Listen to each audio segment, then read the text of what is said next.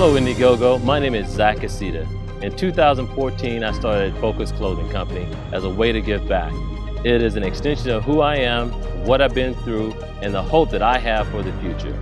To me, the American dream is alive and well. Let me share with you my story. I grew up poor. I was one of 6 kids with no father around, living in the small town of Denison, Texas. As a family, we did not have very much. By joining the military, I found a way out. It was an amazing experience for me.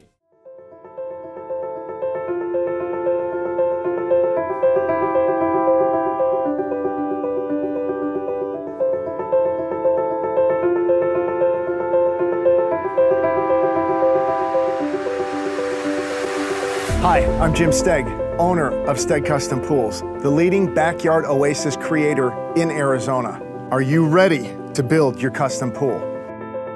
Why go with us?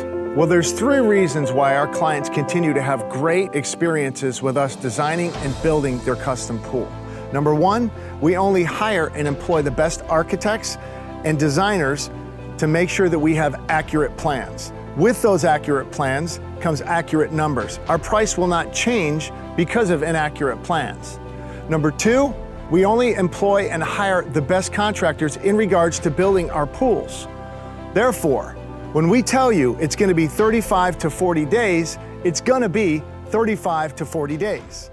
And lastly, when he handed me that cello, I had this, dare I say, spiritual connection with the instrument. I knew it was the instrument I was supposed to play, as if I had played it in a life before. I know that sounds kind of funny, but that really was the sense, the essence I felt as I sat down at it. And I recall the very first song I played on the cello. I sat down and I just let that sea roar. You know, and I was like, oh, that is such a cool sound. You could feel it vibrating. And that in turn sort of incited this energy in me. And I decided, well, maybe I'll put my finger down. And so I was like, wow, that's amazing too. And then I was like, wait a minute.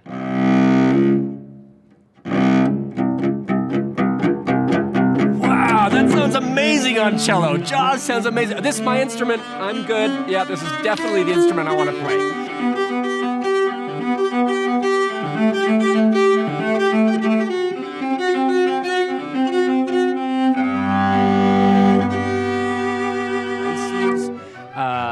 There's social misgivings, there's awkwardness, and so to me, an instrument can actually fill in many of those gaps, especially identification. You know, identifying with a particular talent or a gift that you may have can really thwart and overcome a lot of those obstacles that we have as we're developing. So Parker started playing the cello, and I could see that he enjoyed it. And he enjoyed it when he worked harder at it. There's other subjects that have been a struggle for him in the past, and I've noticed that he really is able to apply what he's learned with music, where he takes something that's unfamiliar and he can figure it out, and he can listen to the teacher and he can do the assignments. And so that's translated or carried over into other subjects. If you're playing an instrument, it's actually helping you. It's helping you be more successful in school, academically, in sports, just learning the value of working hard at something and getting good scores and getting good grades.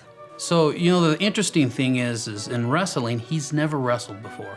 He's played baseball, he's played basketball, he even tried lacrosse a little bit. He's never wrestled before, and wrestling is a brutal, physically demanding sport. And the first time I saw him wrestle and he didn't do very well, I thought, this is over, he's gonna stop. And I attribute him wrestling the entire season, partly because of the lessons learned from music. Those are 2 separate, very different aspects of our lives, but when you see him practice 100 times, trying to get 100% on a small little piece of music, you can see why he will focus so hard on wrestling, get his butt kicked, and still try, and continue to try, and work harder. Very few people would question needing a computer in a computer lab.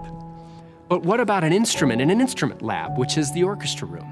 I think we need to address that concern with a lot more intensity. And that's why I appreciate and I respect and love what Legacy Music Alliance is doing, because they're stepping in and recognizing that gap and being brave enough to stand up and say, look, this is a need, and we need your help to address this need. Students will walk into orchestra, and if they say, I want to play the violin, we don't have any, that's it. I don't know if they'll ever come back. There's a good chance they won't. They walk into orchestra, I want to play cello, I just happen to have one for you. They sit down, their life is changed from that moment on. And so if we miss out on that opportunity to hand an instrument to a child, we've missed out on a life-changing experience that can enrich a child's life greatly. And who would ever argue against that?